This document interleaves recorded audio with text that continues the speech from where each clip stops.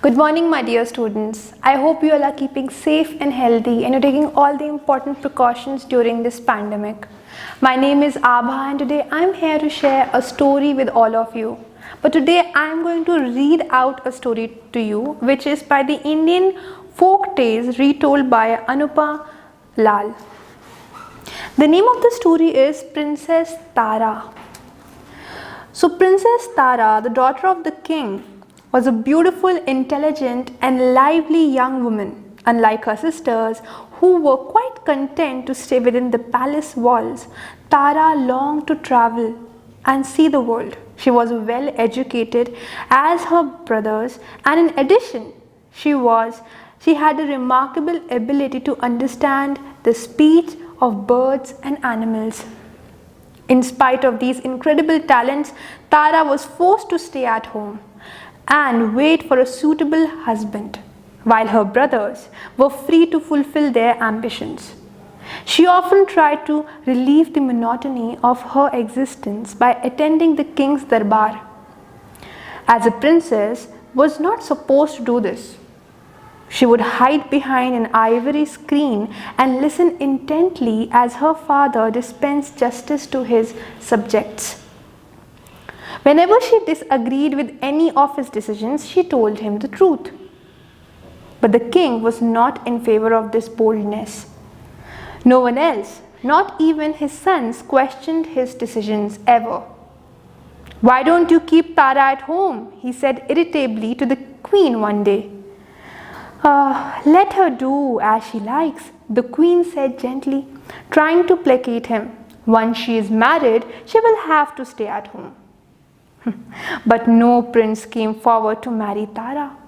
Perhaps her brains scared them away. So she continued to sit in the court and argue with her father whenever she thought he had made a wrong decision. One day, the king lost his temper completely. "I have had enough," he shouted. "Stop interfering in matters that don't concern you." "But Papa," protested Tara, "justice concerns all of us." "Be quiet. Living in luxury has gone into your head. I think I should marry you off to a beggar. That will make you come down to earth," thundered the king. The very next day, brushing aside all protests, angry king got Tara married to a beggar who had taken refuge in a temple outside the palace. As the palace gates clanged shut behind her, Tara was faced with a whole new life. She was no longer a princess, only a beggar's wife. While she was disappointed in the beginning, Tara soon realized that though her husband wore more tattered of clothes, he was always kind and courteous. And while they had no money, she had 12 gold bangles on each wrist, which she could sell one by one till she found herself a job. "Meanwhile, we are free to travel the world," she told herself cheerfully as she and her husband set off down yet another road. They wandered in search of food and shelter for the night. Tara discovered that the beggar she had married was actually a very highly educated and well-informed man. Then why was he a beggar? She wondered, but could never bring herself to ask him. Soon she made another discovery, but this time it was a less pleasant one. To her surprise, she learned that he was the crown prince of the kingdom named Avanti. But he wanted to set up his own business instead of being a prince, and hence he was banished from his kingdom. Well, as soon as Tara discovered this fact, she smiled, and her smile could not stop because she was extremely happy with the fact that she had found someone with the same values and vision. She sold a few of her golden bangles, and with the money she got 2 cows and she started off with a dairy.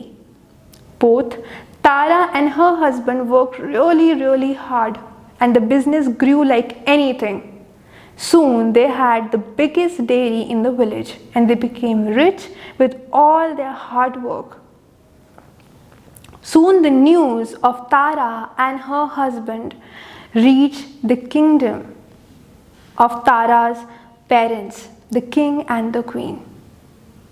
They were extremely guilty and sad at what they had done to Tara. And they were also very, very proud of her. Soon they came to visit both of them. And then Tara and her husband lived happily ever after. So my dear students, with this we come to the end of the story of Princess Tara. But with this story, we actually realize how important it is to be educated, to have a good knowledge and a good qualification on your own. No matter you are a prince or a princess or someone who belongs to a very, very wealthy family.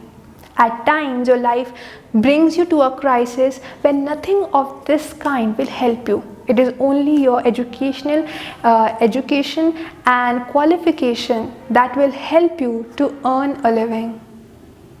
So whatever you are studying, be it you are a graduate student or you are in school, your parents work really hard for your education. So please study hard and achieve whatever you want to in life.